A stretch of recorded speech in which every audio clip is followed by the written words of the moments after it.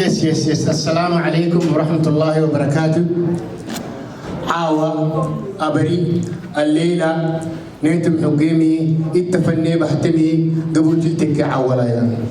waxaanu caawa xaggan u wada joognaa amise ummadda reer Djibouti ku milowday waxaad ku dhistay ingitiino ku tustay xaaladda ka taagan Djibouti roobabka dibadeed waxay isku raaceen Djibouti ummadandaaneeti inta lageemi akelena ku baadho tekemi xataanama taasoo ah wixii dhulka ka dhacay haddaanu dibad joognahay haddaanu wax qaban karano haddaan kartideeda ogsoonahay inaan dadkii dhulka joogay inaan wax u qabanno aanu iskugu nimid toogu horeysa waxaa kelmad ku soo tuurtay Facebooka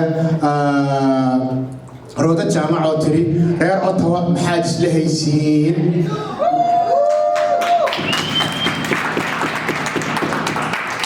dabadeed wixii community-yaal jiray wixii experience lahaaba isku yimid inta lagayne nameete kobonne qalna wallahi ihtaag nعاون بلادنا إذا ما نحن ما نعاون بلادنا ما واحد يقدر يعاون بلاده هذا حب البلاد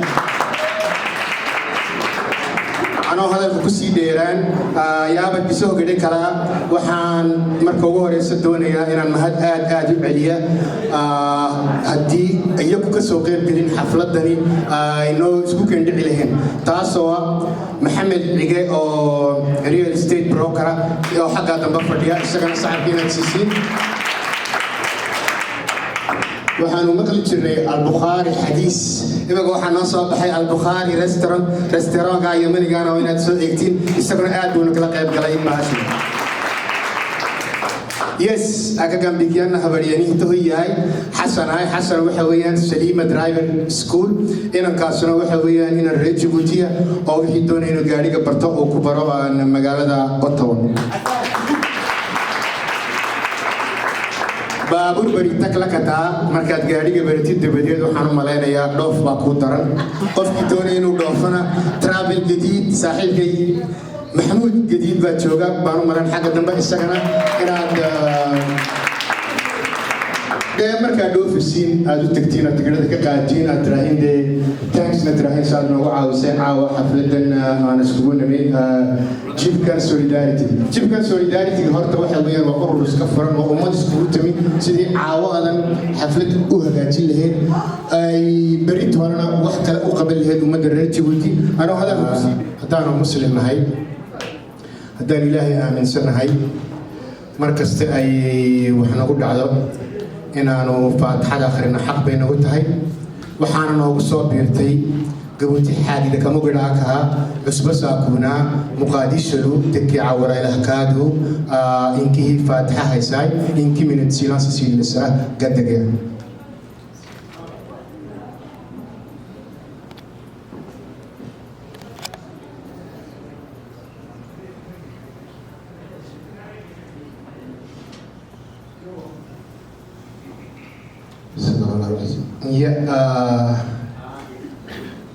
waxaan balanayaa waxaan talaabayaa afkii Faransiiska ay noo furayso isniino Ibrahim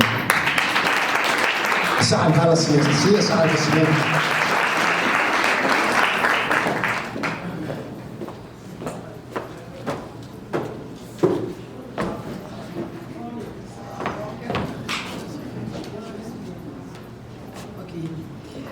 Est-ce que tout le monde m'entend bien? Je ne suis pas vraiment habituée avec le micro, parce que normalement j'ai une voix qui porte assez fort, donc c'est pas facile. Chers compatriotes, distingués invités, bienvenue au concert en faveur des victimes des inondations à Djibouti.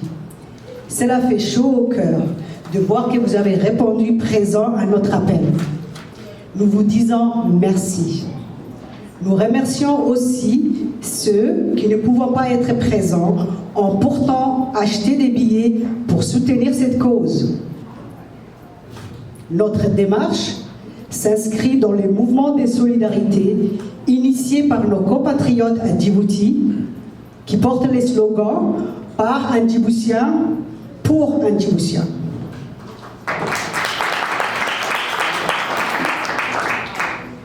C'est ensemble que nous surmonterons les défis présents et futurs, ici et ailleurs.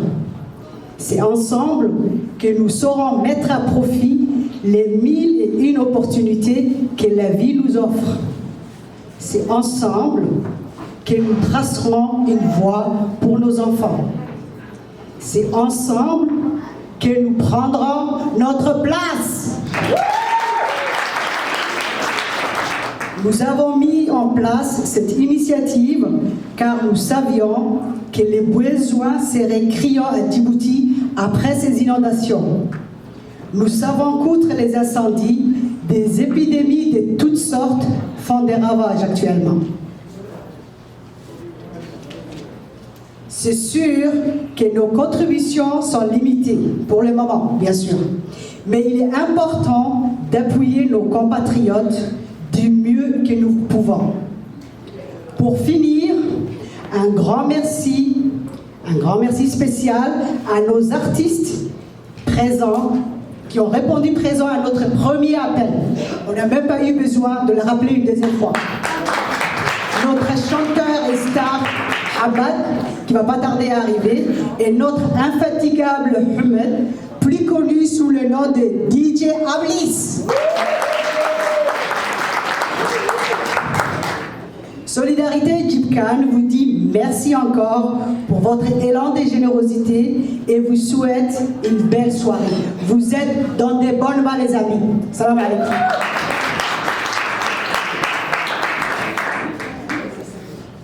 Oui, je pense que je vais passer le mic à Sami pour qu'il puisse nous dire quelques mots en arabe, c'est ça? Merci. Assalamu alaikum. اوكي مساء الخير ايها الاصدقاء، اهلا وسهلا. اولا شرفتنا احنا بحضوركم هذا المساء، شرفتنا احنا بحضوركم هذا المساء.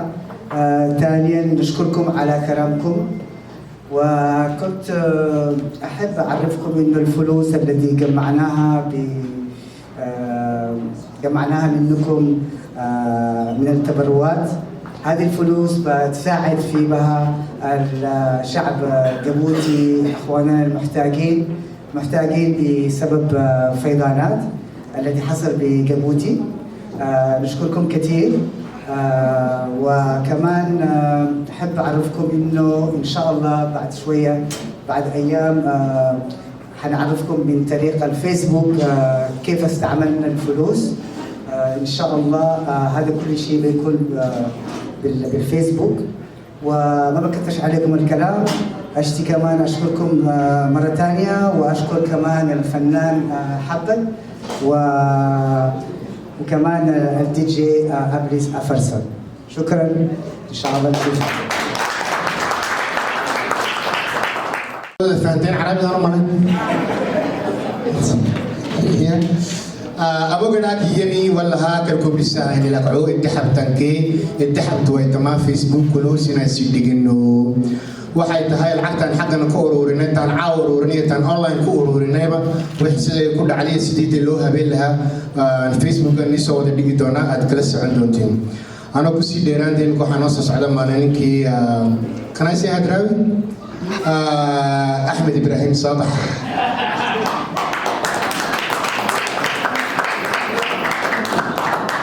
ويري علي سعد يا اخوي شاطر وعلي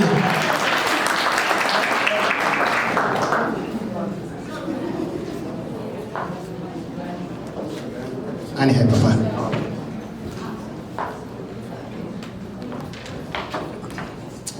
habeen wanaagsan waxaa la eegay inaan af Soomaali baad ku hadlaysaa inkastoo berigii hore aan Faransiiska ka jeclaan jiray laakiin wuxuu hadraawi u yidhi waxaan nahay born again af Soomaali. anigu waxaan iyar hadalka ku dheeraan maayo, murtidiisana waa laygu horreeyey waana layga dambeynayaa. waxaan doonay inaan idhaahdo laba kelmadood oo quraxatay oo goobaabina. waxaan doonayay inaan isla garanno dadka reer Djibouti waxaa la yidhaahdo iscaawinta solidarity afka Faransiiska lagu yidhaahdo inaguma cusba.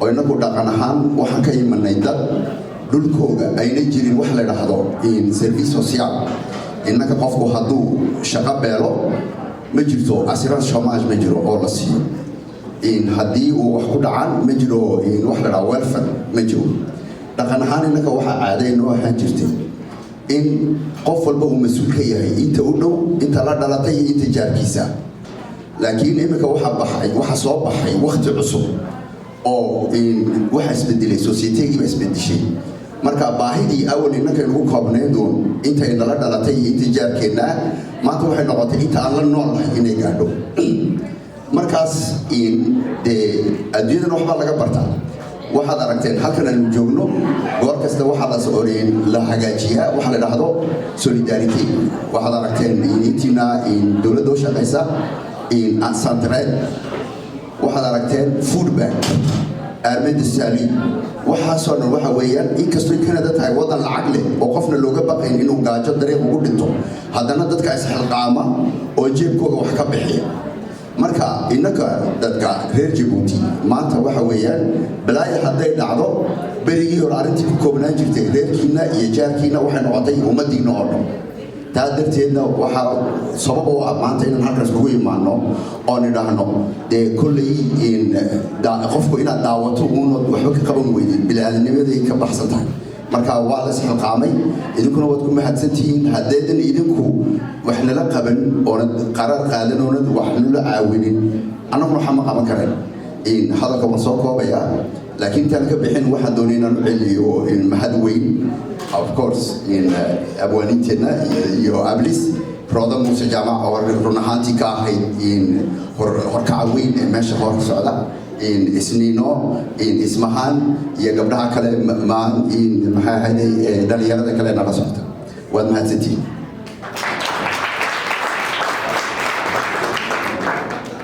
thank you والله intaan soo qabanqaabinay bahalkan anigu waxaan jeclaaday waa ina yar baan u malayn laakiin inaan aad u celiyo siday noo eryenaysay siday noo daba soconaysay waanu ka seexan weynay wallahi maanta intanna maanu keenayn haddayadu nawadwadin inantaasna waxaan malaynaya waa mir ilaahay baa nu gaashay sacabka ay siiya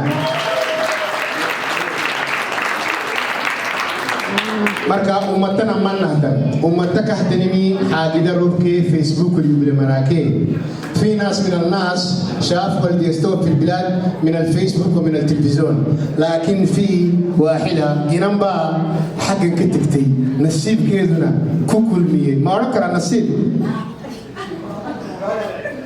ولو يعاون وهم دون ولا يقرأ المهم عشقان عليك يا اسمها يقرأ المهم waxaa la yidhi waxaa ka horeysa Rooda Muuse oo afka Faransiiska ku hadlaysa Rooda Muuse soo kaca walaasheedii you're the queen of this night thank you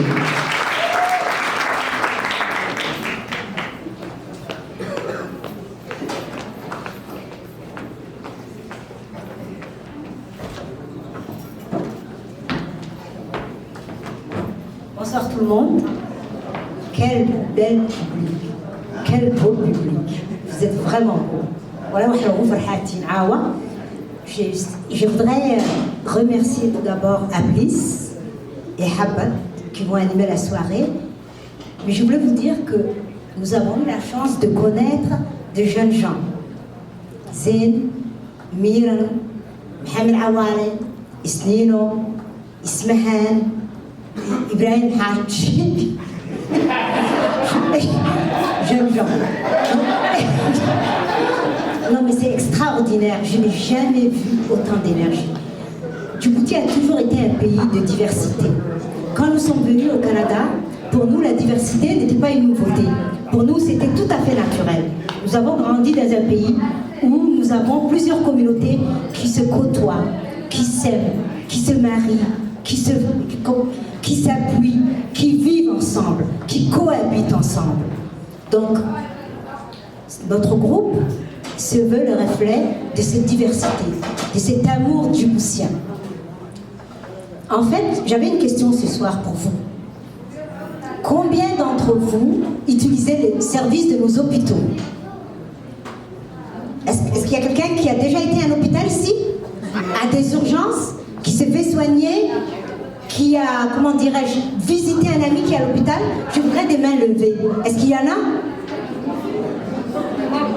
Ok. Nous sommes une des rares communautés qui, tout en utilisant les services des hôpitaux, n'est pas visible comme donateur. Quand vous allez dans les salles d'attente, vos noms ne sont pas là. Le nom de votre communauté n'est pas là. Par contre, comme le disait un ami, vous allez voir que la communauté afghane a acheté un petit appareil pour telle chose. Que la communauté ukrainienne a sponsorisé une salle d'attente. Alors qu'est-ce que vous attendez? Ça fait 30 ans que vous êtes là. Qu'est-ce que vous attendez? Vous n'avez pas d'argent? Pourtant, qu'est-ce que je vois ce soir? Je vois des professionnels, des gens qui ont réussi dans la vie, des gens qui ont bien travaillé, des gens qui sont propriétaires. Donc c'est à notre tour. Pourquoi c'est à notre tour? C'est pas pour nous, c'est pour nos enfants. Quand nos enfants se présenteront quelque part, on va dire, ah, ils viennent d'une communauté extrêmement puissante. Ils viennent de la communauté djiboutienne. Il faut que nous soyons partout, dans toutes les organisations, dans toutes les institutions. Il faut qu'on nous voit. Il est temps. Et c'est nos enfants. C'est pas nous. Par exemple, moi, je suis à la veille de ma retraite. Bientôt à la Haïsanaya. Vous allez travailler, vous. Mais c'est pour nos enfants. C'est vraiment pour nos enfants. Alors, est-ce que vous êtes prêts à nous accompagner dans cette aventure? Qui est prêt? Oui. Qui est prêt? Oui. Vous êtes prêts? Oui. Ok. Maintenant, laissez-moi vous dire 2 mots sur cette organisation. En fait, nous ne sommes qu'un comité organisateur ce soir de cet événement et de la levée de fonds. C'est nous que vous attendons pour combler les places vides de cette organisation. Alors, nous avons discuté, nous nous sommes dit, mais pourquoi nous ne collaborerons pas vers un monde sans pauvreté et respectueux de la dignité humaine? C'est quand on travaille, par exemple, quand on finance un hôpital, c'est pour lutter en quelque sorte contre la pauvreté. Quand on finance, par exemple, une activité comme ce soir, c'est pour lutter contre la pauvreté. Mais on veut que cela soit fait dans la dignité humaine, le respect de la dignité humaine. Nous nous sommes donnés comme mission de mobiliser les Djiboutiens, ici et ailleurs, autour des initiatives de solidarité. Nous voulons fournir des secours d'urgence lors des désastres naturels aux personnes les plus vulnérables. Vous savez que le changement climatique est réel ici au Canada, tout comme à Djibouti. Vous vous souvenez, quand on a eu les inondations, ici, vers l'Outaouais, il fallait remplir des sables. Qui a été remplir des sables? Qui a été remplir des sacs de sable? Qui? Ok, nous en avons au moins 2. Donc c'est ça. Wow. Quand est-ce que tu as été rempli?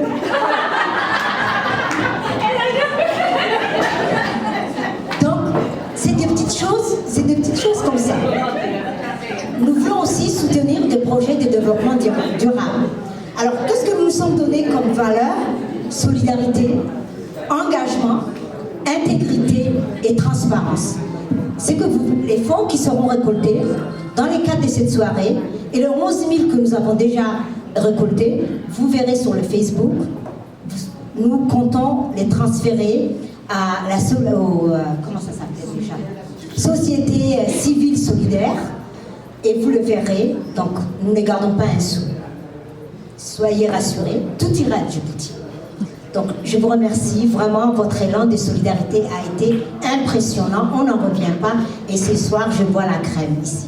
Bonsoir, et amusez-vous.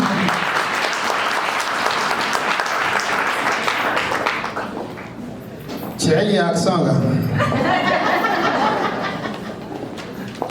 يا أكد مع عندار حق سبتمي كهتو بين إنها أولا لكل وعكو كساه اللي تكيملي ننو قبوتي عمداني تكا أفال يمركا دود هن السنين ميو إتقي وينا إتالي تابي وينا مكالها إتقينا إتالي تابنا بيره ينساكو بارل تبتين تكيكي إنكي هدبوتنا إيانا ميكي تاني هتتحسن كو يرى نقضى في سواليكا نوحي كسوكو بتهذا كانوا مالين عين يتري kartida waan wada leenahay inaan dhulkayagii wada caawino waxaan naga maqan inaan isku tagno aanu kartideena aan muujino taana wata de noo cadeysay dariiqii loo mari lahaa caawana waa tii noogu horeysay insha allah anoo kusii dheeraan qof xaaladda ka dhacday Djibouti u joogay yaa nooga sheekan doona tuhiyadeenikii ismahan habsiyay gabaha isisiina ka dhexay arxib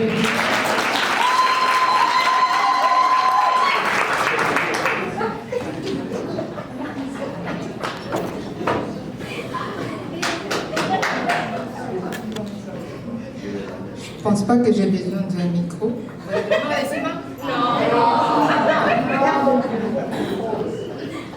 Bon, salam alaikum. Moi, c'est Ismaël Absieboul.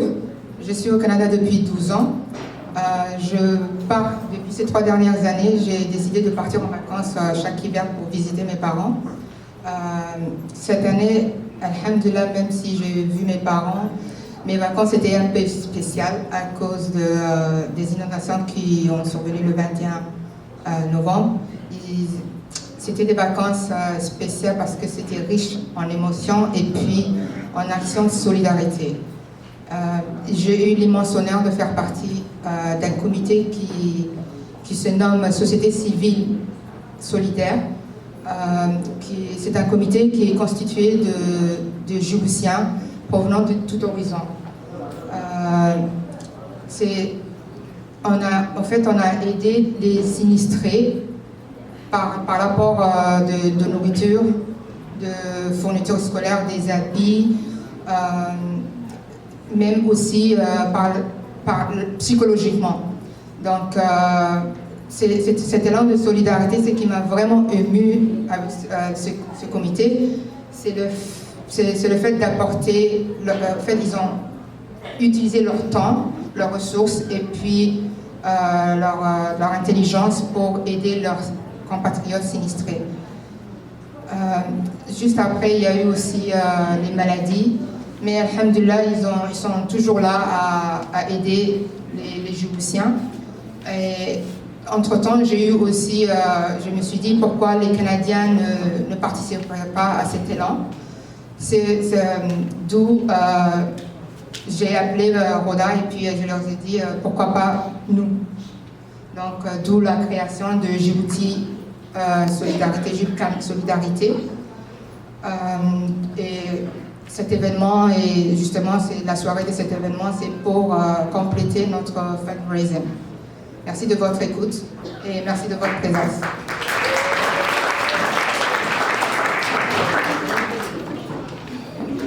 abariwaani hadafa kulankayga caawa hadafkiisa ugu weyn aanu ku socono aanu doonayno inaad nala qabatiin meeshaan doonayno inaan gaarno inta liigu fanaanka harxaaraxaa المكان الذي عايز نحن نسأل في كندا بكرة هي أمة جيبوتي تخلق NGO. هذه الNGO وحنكوضها إنانو أنت هنيديك نيجور لهن أنت بدل العقد وأنا قررنا العقد ماشي تالو لكن هدي أنا هو أنا أمة دي نقدم بيسو تاكس باير نقدم بيا دولة ده دون كتيرة مسكنا الجيرة وحوان قصو قادي كرنا تاسنا ما دعي كرتو يديك الأنتين سدايو وحانو دقاقنا وانو ملنا يا بريزنتاسيون في جروب كا je me présente Ahmed Mohammadi Roda Moussa s'il te plaît s'il vous plaît